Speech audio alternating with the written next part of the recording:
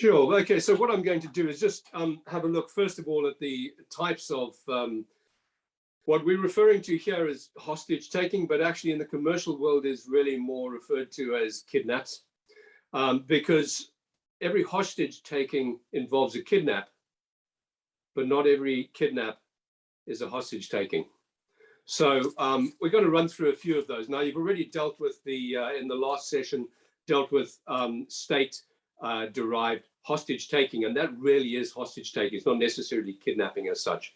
But when it comes to kidnaps themselves, we run through, obviously there is the ancient crime of kidnap, which is basically to abduct a victim, hold them, and then extort their loved ones or whoever they work for a ransom in exchange for the return of the victim. The kidnapper can use threats of harm or death, but he also uses silence and time to apply pressure and to achieve the desired ransom. Then we move on to something which is facilitated these days by digital banking, which is express kidnap, which is actually just an extended mugging.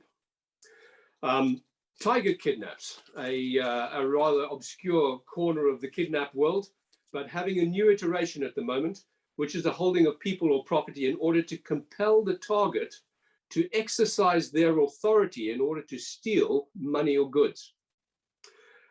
This used to be the key holders of vaults and safe deposits, but a latest iteration, of course, is the targeting of Bitcoin exchange owners, and the way that loved ones can be held against them transferring value out of Bitcoin accounts into different wallets.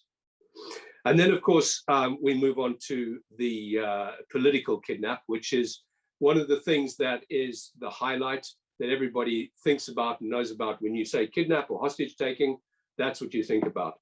Often referred to as hostage taking, it's a demand which may not be financial or for material gain, but to gain or exert influence and achieve political, religious, or ideological goals.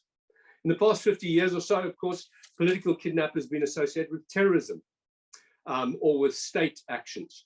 But it's not always been like that. I can remember back in the 90s, kidnaps in the Yemen were actually to try and force a neglectful government to talk to local communities who they were neglecting.